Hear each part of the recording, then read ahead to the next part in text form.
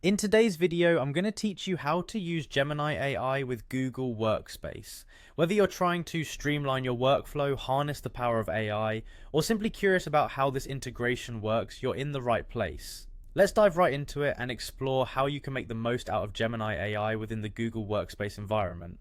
First, you'll need to get started by navigating to Google Workspace. Open up a browser and enter the Google Workspace URL.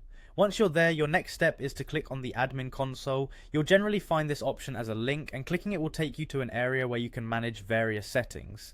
After you're taken to the admin console, you'll want to log in using your business email.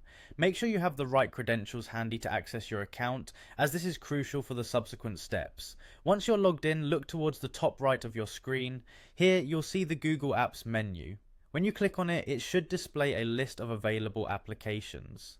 Now that you're in the right area, locate and click on the admin icon. This icon will guide you directly to administrative features you'll need to activate Gemini AI.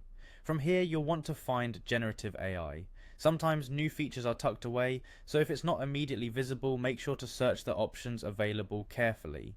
Once you've located generative AI, the next step is to click on the Gemini app. Doing so will open up settings specific to Gemini, giving you access to all the tools that are part of this productivity powerhouse. Proceed to click on Service Status. This is where you can manage who gets to use Gemini AI within your organization. You want to ensure the service is operational for all necessary users.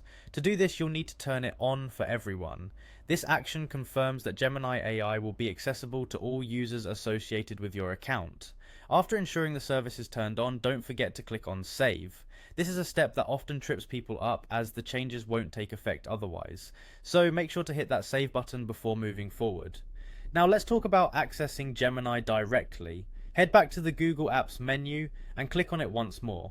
This time you'll be able to select Gemini, which leads us to the next steps for using the app.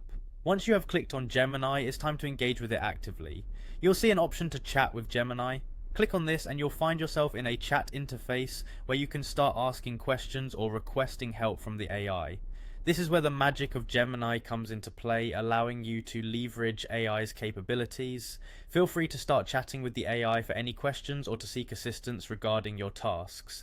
The AI is designed to be intuitive and helpful, so go ahead and make the most out of this interaction. And there you have it, you've now set up and started using Gemini AI with Google Workspace. I hope this guide was helpful and that you'll find these tools enrich your productivity experience. Thank you for watching.